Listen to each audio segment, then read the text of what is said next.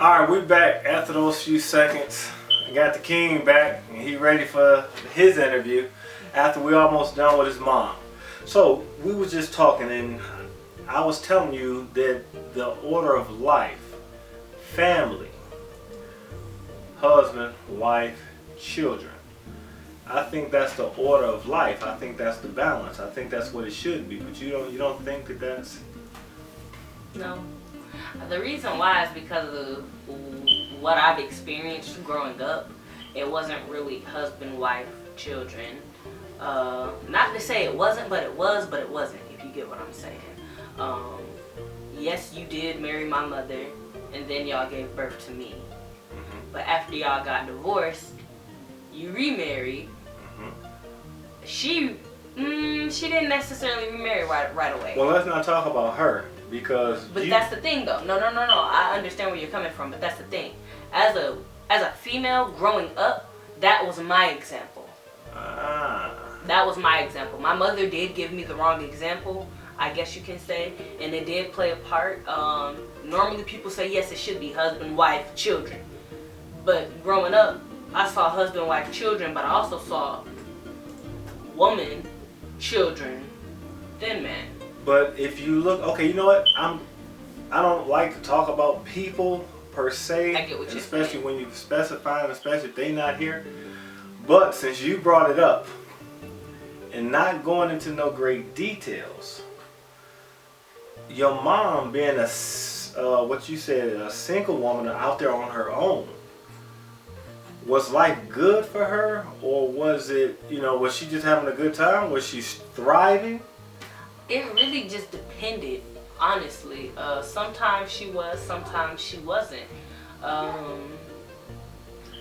Okay, Yeah. matter of fact, let's switch that from your mom. Let's reel that back.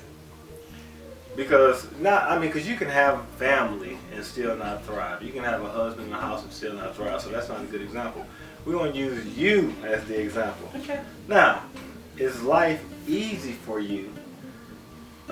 Is it easy for you to raise my grandson on your own, having to do everything by yourself? Is that easy? I mean, it's really just a mentality thing, if anything. Sometimes it's a piece of cake, even though it's the same. Sometimes it's not the same thing every day, but majority of the time it's the same thing every day. It's repetitive. I know what I'm doing when I wake up.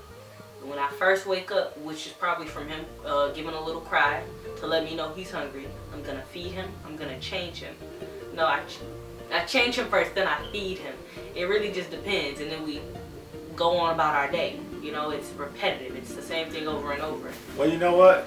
This is going to be a little bit unfair, because although I'm asking you these questions and you answer from a standpoint of somebody, do you have support? Y'all, I guess. So y'all, so you really out of the box. That's why she should have a husband, because... No, I mean, because at the same time, there's nothing really a husband can do at this age of a child's life. Yeah, he can. He can pay. He can pay for stuff. He can do stuff that Pay for stuff. You can. That's if you was in a position to pay for it. But right now you're not in a position.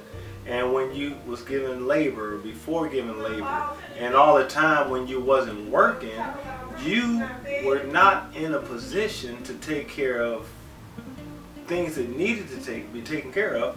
And so in some cases, you were able to lean on me. But this is why a husband is important.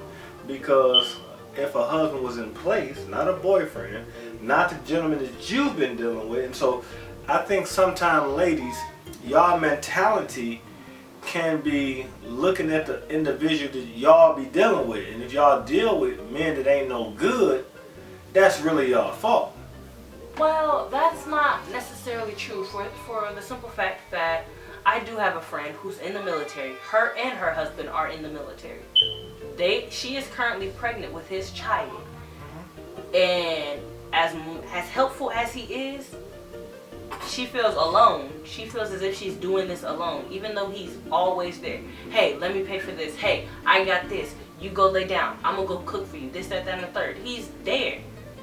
And she calls me when she's upset. She doesn't call him. She doesn't reach out to him. She's like, and he's doing his job as a man. He is. As a husband, he is doing his job. But at the same time, I'm like, dang.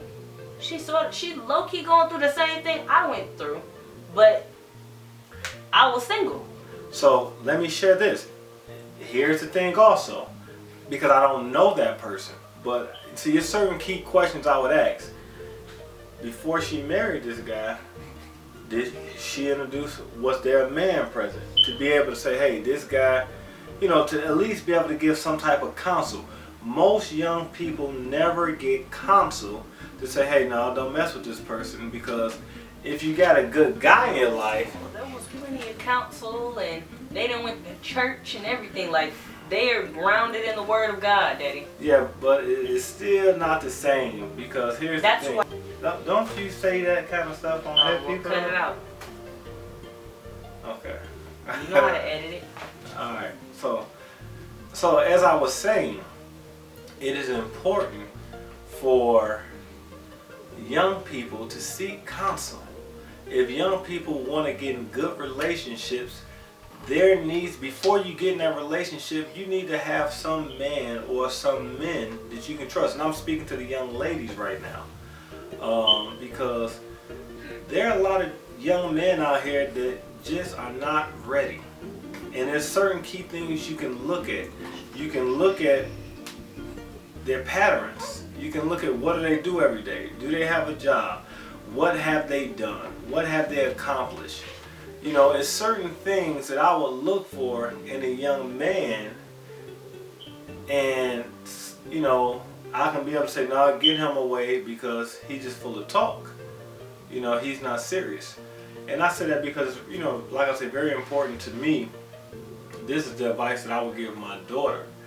So I understand there's some young ladies out there who may not have a father.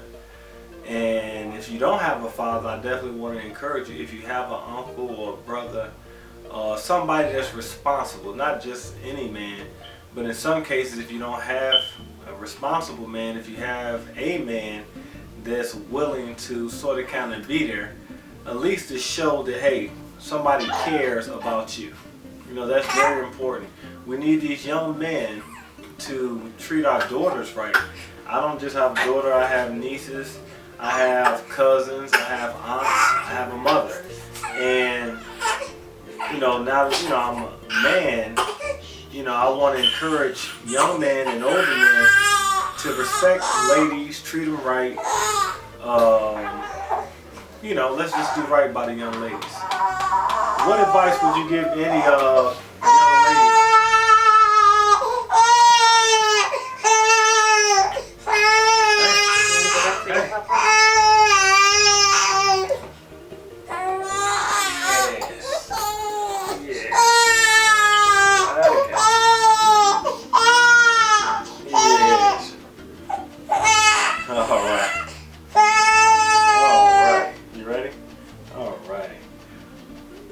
Welcome back.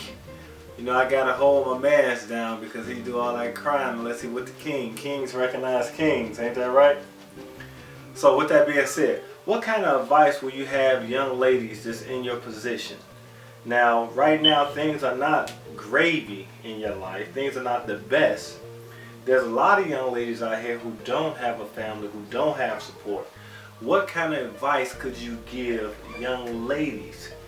I mean, because I don't want you to, you know, send the wrong message, because you got a lot of young ladies out here, they'll mess around, get pregnant, have a baby, and they stuck. They are really stuck. So I don't, you know, I mean, you got the mindset that you have because of the support around you. But there's some young ladies out here that ain't got no support. I mean, what would you encourage them to do? You know, I want you to look not just from your standpoint, but, you know, speak. Well, I would say if you have a male that is actually that actually has your best interest at heart, like an older male, like be it your father, your grandfather, your uncle, your cousin, someone that always has your best interest at heart, listen to him. listen to them. If they're not telling you to jump outside and play in traffic, listen to them. I mean, what's the worst that could happen? They were wrong. You know what I'm saying? If it's nothing that's gonna endanger you, if it's nothing that's gonna put your safety at risk, why not try it? Go Now, for it. let me ask you this, because I like the question. You said somebody that has your best interest at heart. Do you think things, because now there was a time where I think I didn't put you out, you left my house, right? I did. Yeah, this was back when my daughter was in high school. She wanted to be grown, and I told her I ain't gonna lose no sleep. You just go right ahead. Yeah, she doing all that. He lost sleep. And when you left, you came back. I mean, were things gravy? Were things beautiful for you when you left? Actually, they were, but it wasn't the beautiful that I wanted. For a normal airhead, hey, that was the perfect life. Perfect life for a normal airhead. But sitting down in that position, I realized, okay, hold on, this is not me. Basically, from going from a structured household to a household with no structure at all, do what you want, hang with who you want, come back when you want, that wasn't for me. I didn't have to clean, I didn't have to cook, I didn't have to do nothing really. I was just there, and